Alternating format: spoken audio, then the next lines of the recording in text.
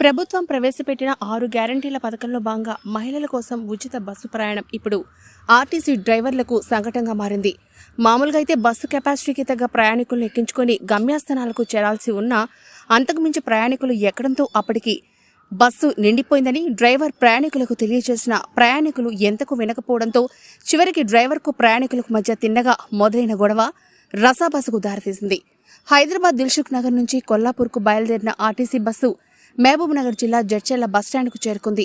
అప్పటిదాకా బస్సులో సీట్ల కెపాసిటీ వరకు మాత్రమే ఉన్న ప్రయాణికులు ఒక్కసారిగా పరిమితిని మించి ఎక్కడంతో బస్సు పూర్తిగా నిండిపోయింది. దీంతో కొల్లాపూర్కు బయలుదేరిన బస్సు జడ్చర్ల పట్టణ కేంద్రంలోని మరో స్టాప్ చౌరస్తా వద్ద నిలపడంతో ప్రయాణికులు మరింతగా బస్సునెక్కారు. అప్పటికే బస్సులో 150 మంది పైగా ప్రయాణికులు నిండిపోవడంతో ఫుట్బోర్డ్ పైన కూడా ప్రయాణికులు నిండడంతో బస్సు డ్రైవర్ వారిని లోపలికి వెళ్లాలని సూచించినా కూడా వెళ్లకపోవడంతో పాటు ఫుట్బోర్డ్ నుంచి దిగాలని సూచించినా ప్రయాణికులు దిక్కుండా అలాగే ఉండిపోవడంతో ఆర్టీసీ బస్సు డ్రైవర్ చేసేదేమీ లేక బస్సును అక్కడే నిలిపేసి ప్రయాణికులతో గొడవకు దిగాడు. వెనుక మరో బస్సు వస్తుందని చెప్పినా కూడా ప్రయాణికులు వినకుండా అలాగే బస్సులో ఉండిపోవడంతో డ్రైవర్తో వారు గొడవకు దిగారు. దీంతో అటు బస్సు డ్రైవర్ ఇటు ప్రయాణికులు ఇరువురు గొడవకు దిగడంతో సుమారు అరగంటకు పైగా బస్సు అక్కడే నిలిచిపోయింది.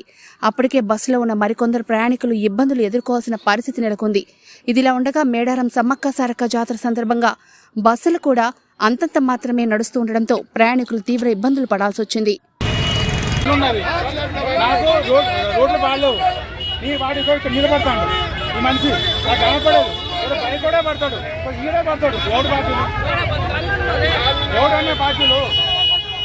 నాకు ఒక రాసేది పనిదిస్తా నేనే బాధ్యత ఎవరు తెచ్చా నేనే బాధ్యత పనిదిస్తా